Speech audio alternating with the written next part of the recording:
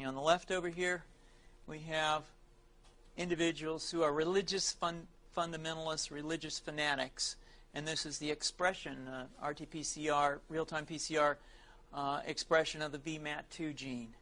Over here, we have individuals. Let me complete. So over here, we have individuals who are not particularly fundamentalist, not particularly religious, and you can see there's a much reduced expression of this particular gene, the VMAT2 gene. Another evidence that supports our hypothesis for the development of this approach.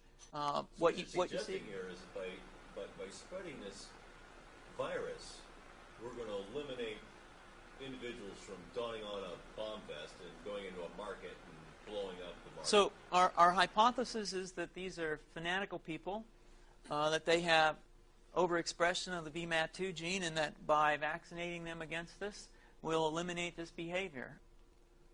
So we have some very, very remarkable data in this next slide.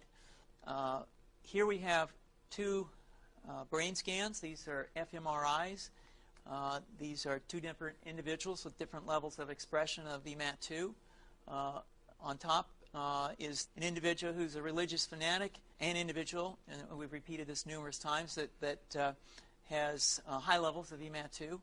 Now, this individual down here who had low levels of the VMAT2 gene, this individual would self-describe as not particularly religious. In each case, these individuals were read a religious text. This individual lit up the right middle frontal gyrus, shown here, and that's a part of the brain that's associated with theory of mind. It's a part of the brain that has to do with intents and beliefs and desires. In marked contrast, here's an individual who would not particularly self-describe as religious, and when they're read a religious text, what you see is that this part of the brain called the anterior insula lights up. This is a part of the brain that's associated with disgust or displeasure on hearing something. So you're suggesting I take a CT scan with me when I'm evaluating people to determine whether I put a bullet in their head?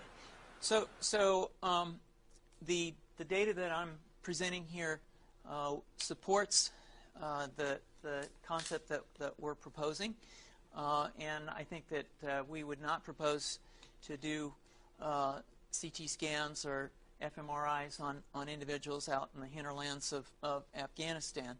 The virus would immunize against this VMAT2 gene, and that would have the effect that you see here, which is it's essentially to turn a fanatic into a normal person.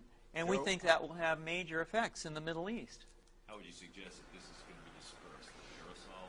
Well, so the present plan and the tests that we've done so far have used respiratory viruses, such as flu or rhinoviruses, and we believe that that's a satisfactory way to get the exposure of the largest part of the population. Most of us, of course, have been exposed to both of those viruses, and we're quite confident that this will be a very successful approach. This is fascinating. What's the name of this proposal? Yeah, so the name of this project is FunVax, which is the vaccine for religious fundamentalism. And you have a proposal already? The proposal has just been submitted, and I think that the data that I have shown you today would support the development of this project, and we think it has great promise.